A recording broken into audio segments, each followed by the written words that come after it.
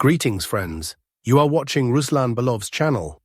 Today we will take a detailed look at the current situation in Ukraine, as well as the key global developments as of January 7, 2026. Over the past 24 hours, a truly large number of extremely significant and high-impact events have taken place, so without unnecessary introductions, I suggest we move straight to the analysis. We will begin with the situation that is now rapidly unfolding around Venezuela, the United States of America, and the Atlantic region. At this moment, highly unusual and, without exaggeration, alarming processes are taking place in this part of the world. At the same time, it is still extremely difficult to fully assess the scale of the potential consequences and the depth of what is happening. However, it is already becoming clear that events are beginning to develop in a way that is very different from the scenario that the US authorities were apparently counting on when they decided to carry out the operation to detain Venezuela's now former president, Nicolas Maduro. Let me remind you that just a few days ago, approximately 200 American airborne troops and special operations personnel landed in Caracas.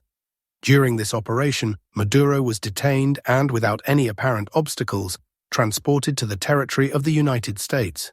This was followed by a series of loud and harsh statements from the American leadership. These statements concerned Russia, China, the situation in Caracas, as well as a wide range of other countries and regions, from Greenland and Mexico to Iran and beyond. Almost all of these statements were made in a tough and at times openly confrontational tone. In essence, the overall message of all these statements can be reduced to a single key point, which was further reinforced today by a publication from the US president himself. In a post on social media, he stated that the Venezuelan authorities would transfer to the United States between 30 and 50 million barrels of high-quality oil. This concerns oil that is currently under sanctions, the exact legal status of which remains unclear, whether it is already formally considered US property or whether it will be transferred through some other mechanism. According to the American side, this oil will be sold at market prices, and the proceeds from its sale will be managed by special funds, which may operate under the direct oversight of US President Donald Trump. Thus, these plans are gradually entering the public domain. However, the situation is far more complex than it may appear at first glance. The groundwork for the current developments began to take shape as early as December 24th, when it became evident that serious changes were imminent in Venezuela, and specifically in Caracas. During that period, commercial vessels, including oil tankers, began leaving the country. These ships departed Venezuelan ports in an attempt to break through the maritime blockade imposed by the United States. Particular attention has been drawn to one specific tanker, which currently bears the name Marinera. However, as of December 24th, this vessel was listed in documentation under the name Bella 1. According to available information, the ship was sailing under the Panamanian flag, departed Venezuelan ports, and set course toward the Atlantic Ocean. Today, American sources published video footage showing an operation involving the boarding of a vessel sailing under the Russian flag. The footage shows the seizure of the ship, the detention of its crew, and subsequent procedures. This makes it possible to say that an extremely sensitive and dangerous red line has been crossed. Moreover, there are reports that British forces also took part in the operation to detain this vessel. In addition, it became known today that another ship sailing under the Russian flag, named Sofia, was also stopped and detained in the Atlantic Ocean. As a result, we can say that two vessels under Russian flags were detained, presumably by the US Coast Guard. Such actions represent an extremely serious violation of unwritten rules and the crossing of fundamental red lines. It is obvious that such steps will not go unanswered and may lead to very severe and far-reaching consequences. For now, all that remains is to observe how the situation will continue to unfold. But already there is a growing sense that the world has entered a new and extremely unstable phase of its development. Let us now move on to Europe. Important and highly symbolic news is coming today from France. For the second consecutive day, a summit of the so-called Coalition of the Willing has been taking place in Paris. Within the framework of this event, a significant number of agreements are being signed between Ukraine, France, the United Kingdom, and Germany.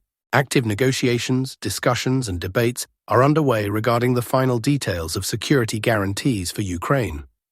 Today it became known that France, the United Kingdom, and Ukraine signed a memorandum under which, immediately after a possible end to the conflict and the establishment of a ceasefire, a joint Franco-British contingent will be deployed on Ukrainian territory. Its size may reach up to 15,000 troops, which constitutes a very substantial military presence. According to the agreements reached, these forces could be deployed on Ukrainian territory almost immediately after active hostilities cease. During the negotiations, the parties also came to an understanding that Ukraine would retain the core of its armed forces. Sources report that the Ukrainian side agreed to certain concessions, under which the size of the army after the end of the conflict could be reduced to 700,000 personnel. However, the real picture may be far more complex than it is currently presented in the media. A number of experts have released extensive analytical assessments today. According to them, the presence of European troops on Ukrainian territory is not intended to provoke Russia or force it into military retaliation, despite the fact that the Russian side has repeatedly stated that it would consider foreign troops as legitimate targets. According to another interpretation, the primary task of this 15,000-strong contingent would be to stabilize the internal situation in Ukraine, primarily during the period of presidential and parliamentary elections. This point is crucial. The same objective underlies Ukraine's reluctance to sharply reduce the size of its army after a potential ceasefire. Experts emphasize that a rapid reduction of the armed forces, for example down to 200,000 personnel, could lead to extremely dangerous consequences. Imagine hundreds of thousands, or even up to 1 million, armed and battle-hardened individuals leaving the front line at the same time and dispersing across the entire country. These people, returning to civilian life, would then face the necessity of participating in the political process and making choices in elections. Such a scenario could lead to serious internal destabilization, rising tensions, and even the risk of a civil conflict. That is why, according to experts, the deployment of European forces and the preservation of a large army are not directed against Russia, but rather aimed at preventing an internal crisis in Ukraine during elections and potential political upheavals. At the same time, it should be emphasized that these are merely expert assessments.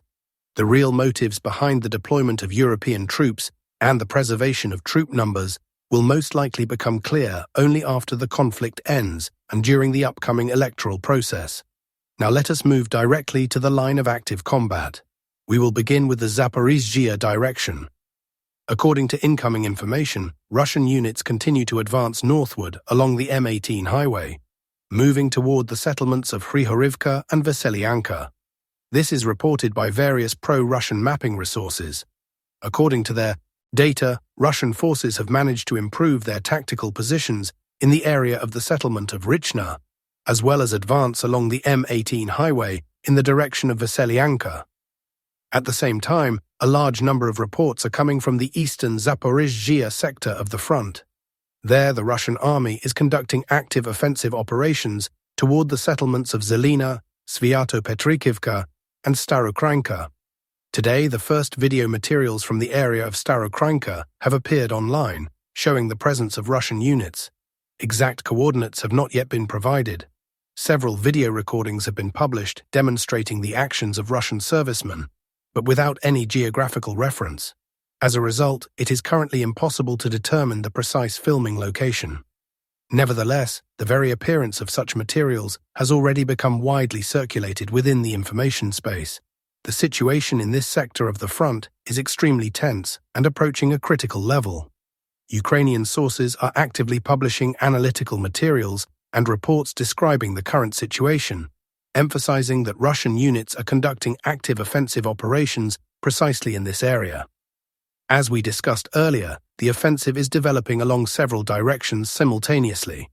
Toward the settlement of Zheleznichnaya itself, in the direction of Starokranka, and Russian forces are also operating intensively in the areas of Zeleny and Sviatopetrikivka. It is possible that in the near future, more accurate map updates will appear in this sector, reflecting changes in the line of contact. At the same time, a number of neutral cartographic sources report that against the backdrop of Russia's active offensive on the Huliai Pole direction, As well as due to unfavorable weather conditions and severe frost, the Ukrainian side has carried out a series of strikes deep inside Russian defensive lines. These are not large-scale attacks involving heavy equipment or major formations, but rather attempts to infiltrate using small forces, primarily through the deployment of a significant number of sabotage and reconnaissance groups. It is reported that some of these groups manage to advance quite deeply and reach as far as the settlement of Pryviln. This indicates that Ukrainian units do indeed have the capability to penetrate deep into the rear, which is likely facilitated by weather conditions. At the same time, it remains unclear what specific objectives the Ukrainian side is pursuing. These actions may involve sabotage in the rear, attempts to slow down or complicate the Russian advance on the Huliai-Pole axis, or efforts to probe the overall defensive system. In addition, there is a version suggesting that while Russian units are concentrated on the fighting around Huliai-Pole, the Ukrainian side may be preparing a counterstrike in the area of the settlements of Nechaivka, Danilivka, and Ostapivske. This refers to a cluster of settlements located along the Haichur River, as well as areas south of Pokrovsk. Thus, in the near future, a sharp increase in activity and an escalation of combat operations may be observed in this area. We now move on to the Pokrovsk sector of the front. A number of changes have been recorded in this direction. Some sources report that Russian units have managed to improve their positions in the area of the settlement of Rodinske, particularly at the intersection of forest belts, where forward movement has been noted. At the same time, pro-Ukrainian resources are also making minor adjustments to their maps. However, almost all sources without exception agree that the Russian army continues a steady and systematic advance toward Dobropilya, as well as in the direction of Druzhkivka. As a result, the cities of Pokrovsk and Mirnohrad, along with bridgeheads in their vicinity, are now far behind the forward Russian assault units, which are gradually pushing deeper into the remaining areas of Donetsk region, approaching the administrative borders of Dnipropetrovsk and Kharkiv regions. Next, we move to the Konstantinivka direction. For a fairly long time, almost no significant news had been coming from this sector. However, according to several experts, over the past few days, Russian units have managed to significantly improve their positions. It is noted that under difficult weather conditions, with heavy precipitation and poor visibility, Russian forces were able to break through the defensive lines of the armed forces of Ukraine and advance as far as the northern outskirts of the settlement of Ilinka. In this area, there appears to be a small river or difficult terrain, as well as a limited road network. According to incoming information, Russian units managed to reach these outskirts and effectively block the Ukrainian garrison located in the southwestern and western parts of the settlement. Additionally, reports indicate that Russian forces were able to bypass the settlement of Berostok and enter the southwestern part of Konstantinivka, while simultaneously blocking Berostok from the north and northeast. At present, Russian units are conducting active offensive operations in this sector. Further information is expected in the near future, which will allow for a more precise assessment of the situation. Nevertheless, even now it can be stated that the Russian army has clearly identified key pressure points, Ilinka and Berostok. If further advances continue in this direction, it will be possible to speak of the beginning of an intensive phase of combat operations directly for the city of Konstantinivka itself. We now move on to the Sloviansk sector of the front, from which a significant volume of reports is also coming in. As we have repeatedly noted before, one of the key areas at present is the region of the Siversky Donets River. The Ukrainian side is attempting, within extremely tight timeframes, to construct as many crossings and river access points as possible in order to supply Ukrainian armed forces garrisons in the area of the settlement of Lyman. In the published video footage, we can see a series of strikes against engineering equipment that has been concentrated here in large numbers. The equipment operates almost around the clock, attempts are made to conceal it within forested areas, and the Ukrainian side is striving to establish as many temporary sand crossings as possible. The primary objective of these efforts is to prevent a situation in which the Ukrainian garrison in Lyman becomes completely cut off from supply. However, judging by the available video materials, the Russian side either fully controls this area or is actively seeking to do so. Effective countermeasures are being taken against engineering equipment. Despite the fact that the river is relatively wide, the bridgehead here is limited and well observed, which allows targets to be quickly identified and struck. This, in turn, indicates serious logistical and supply problems for Lyman. In addition, reports were received today from sources claiming direct communication with units on the front line. According to this information, Russian forces managed to break through the defenses of the armed forces of Ukraine in the northern part of Lyman and establish positions there, including at farm facilities located in the northern sector of the city. It appears that a more intense phase of fighting is beginning from this area. At the same time, it should be taken into account that territories north of Lyman remain under Ukrainian control, which disrupts the integrity of the Ukrainian defensive system. In the near future, the pace of offensive operations is likely to increase further. Additional confirmations from this sector are expected, after which appropriate map adjustments will be made. There are also reports that Russian units have entered the settlement of Menkivka, as well as the area of the Menkivka forest. Heavy and intense fighting is currently ongoing in this direction. Next, we move to the Kupiansk sector of the front. We begin with the Borova direction, where the map has undergone changes.